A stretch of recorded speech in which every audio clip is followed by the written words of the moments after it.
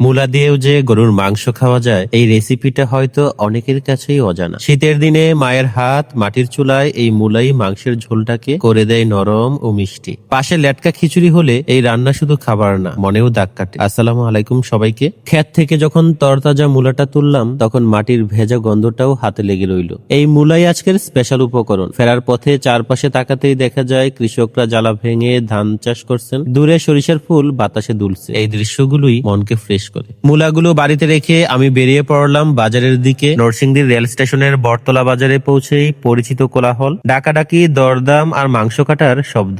আজ সিনার মাংসই নিলাম 2 কেজির মতো। খিচুড়ির সাথে সিনার মাংসটাই সবচেয়ে পারফেক্ট জমে। বাড়িতে ফিরে প্রথমে মাংস বলে নিয়ে ভালো করে ধুয়ে নেওয়া হলো। রান্না শুরু হয় ধৈর্য দিয়ে, তাড়াহুড়া দিয়ে না। এই ফাঁকে ছোট বোন মূলার খোসা ছাড়িয়ে বড় বড় টুকরো করছে। মায়ের নিয়ম, মূলা বড় হবে যাতে রান্নার শেষে ঝোলের ভেতর নিজেকে ভেঙে দিতে পারে। রান্নাঘরে তখন ছোট ছোট কাজ চলছে। কেউ মুরগিকে চাল দিচ্ছে, কেউ পেঁয়াজকে কুচি করছে। এই দৃশ্যগুলো আলাদা করে বলা হয় না, এগুলোই ঘরের রান্নাকে আপন করে তোলে। চুলায় হাঁড়ি বসে এরপর তেল দেওয়া হয়। তেল গরম হওয়ার সঙ্গে সঙ্গে পেঁয়াজ পড়তেই যে শব্দটা উঠে সেটাই রান্নাঘরের প্রথম কথা। এরপর রসুনটাকেও ভাজা হয়। তারপর একে একে এলাচ, দারুচিনি, তেজপাতা, লবঙ্গ আর কয়টা গোলমরিচ, সব মশলা যেন নিজ নিজ জায়গা খুঁজে নেয়। মরিচ গুঁড়া ও হলুদ গুঁড়া আলাদা বাটিতে নিয়ে পানিতে গোলানো হয়। আলাদা করে গোলানো মরিচ আর হলুদ হাঁড়িতে ঢুকলে মশলা কষানোর রং বদলায়। তারপর লবণ, নেড়েচেড়ে আদা বাটা ও জিরে গুঁড়া। জিরে বাটা না থাকায় মা জিরে গুঁড়া দিলেন। সবশেষে মায়ের হাতের জয়ফল আর জয়ত্রী সহ তৈরি করা গরম মশলার গুঁড়া হাঁড়িতে যায়। মাংস ঢুকে গেলে মশলার সাথে নেড়েচেড়ে হাঁড়ি ঢেকে দেওয়া হয়। এই সময়টাতে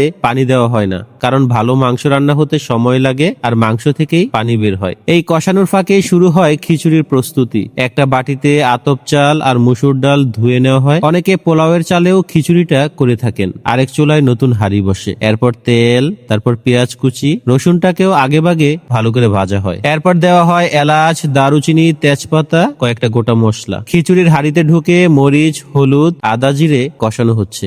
অন্যদিকে মাংসের হাঁড়িতে মূলা মাংসের সাথে ভালো করে কষানো হবে। আজ মা 2 চুলায় একসাথে রান্না করছেন, এতে রান্না খুব তাড়াতাড়ি হয়। মাংসের হাঁড়ির ঢাকনা দেওয়া হয় আর খিচুড়ির জন্য ফুলকপি কাটা হয়। এরপর হাঁড়িতে ঢুকে 2 চুলায় মা 2 হাতে নাড়াচাড়া করছেন। এই খিচুড়ি ঝরঝরে না, এটা লেটকা, কারণ আজকের দিনটা আরামের, নিয়ম ভাঙার।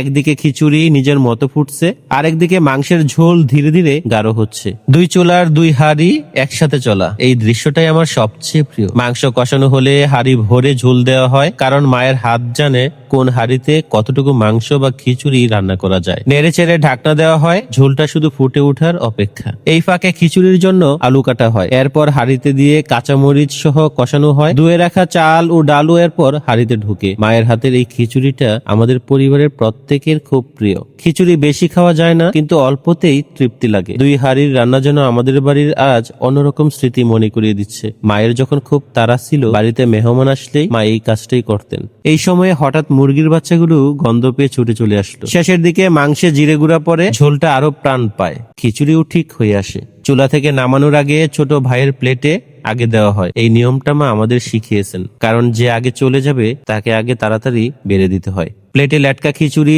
তার পাশে মূলা দেওয়া গরুর মাংস। মূলা এতটাই নরম যে চামচ দিলেই ভেঙে যায়। মাংস ও খিচুড়ি নামিয়ে কিছুক্ষণ ফটোশুট করে নিলাম। এরপর আমিও খেতে বসি আর বুঝি এই স্বাদ বোঝানো যায় না। এটা শীতের দিন, মায়ের হাত আর ঘরের গল্প।